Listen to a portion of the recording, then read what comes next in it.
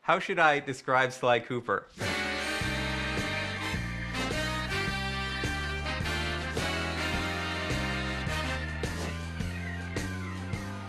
He's charismatic, Suave, debonair, Cool, slick, fast, stealthy, athletic. He's a daredevil. Sly Cooper is charming thievery.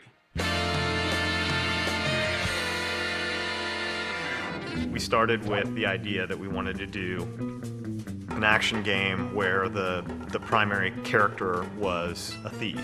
The choice of a raccoon was a pretty natural fit in terms of, you know, obviously the mask being in place, being, as Dev would say, a creature of the night. We very early on wanted to make a game that looked and felt like a cartoon, but was one step closer to realism rather than flat and graphic. We started experimenting with different ways we could bring this character to life, cell shading, how to make it feel like a cartoon but still feel like a great 3D game. We want it to actually look like it was inked and painted. And we want the backgrounds to be, you know, really lush and have a painted look, so it looks like it's a living animated episode that you've been thrown into. When you look at the game, initially, the first thing that draws you in is the beautiful art style and lush, very, very lush look of the environments. But when you actually play the gameplay itself is lush as well.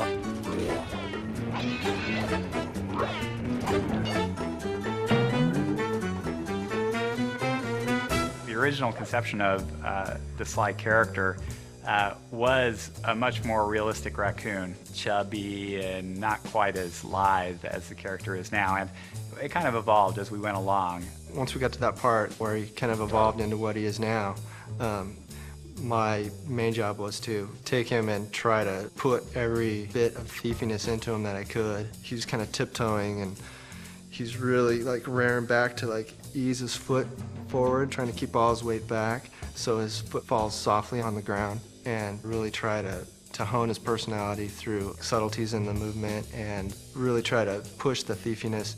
Is we wanted Sly to feel really agile. We wanted him to feel like Sly could do the most amazing physical feats.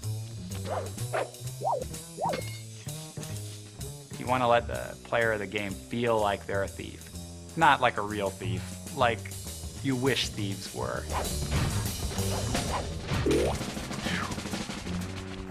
Sly Cooper's story is really cool. He comes from a long line of super raccoon thieves.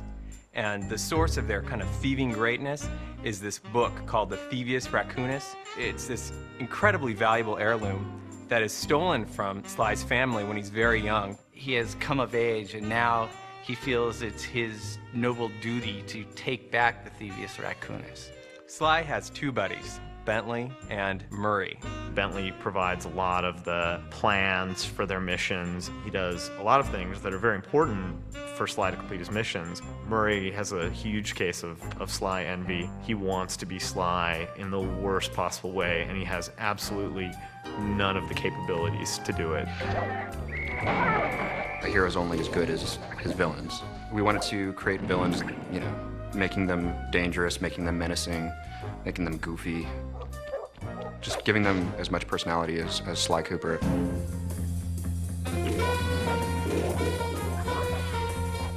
It's a super high bar being in the action-adventure category. I mean, all of the greatest games, the best games that are out there are all action-adventures. The genre is such that you have to really excel in every single phase of the game.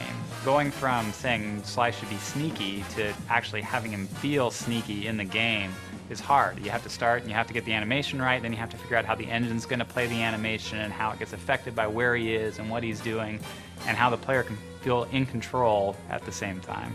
People are doing shoot-'em-ups and things with, you know, big weapons and things like that, and this is all about character, so you can get the feeling of, you know, I am Sly and I'm sneaking around. Anytime we can exploit anything in the environment, build it in a way that, you know, as Sly's running over, it might seem more stealthy. We completely exploit that.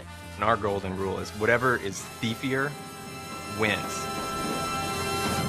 If you want to make a game that looks different, The PS2 gives you the opportunity to do that. As a programmer, it has a ton of tools for solving all sorts of different types of technical problems. A big focus for us has been in getting our tool set to the point where the artists were really unconstrained. Artists will come to us with, they want the game to look this way, or boy, can we have a line around all the characters, the cell shading that we do, or how can we do the lighting models so that things that are bright have certain colors on them. And they have a lot of really cool ideas, and I and the other people on the programming team work on trying to get the technology put in place so that we can make those ideas happen.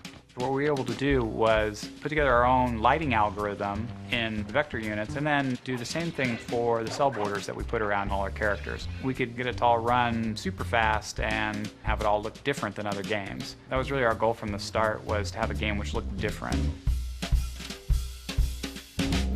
It's been an interesting process building a team to build a game like this. It's been great working with such a dedicated group of people. I've never really ever worked with a group I think as hardcore as this. It really does require unbelievably talented artists, unbelievably talented programmers, and unbelievably talented designers. How you doing?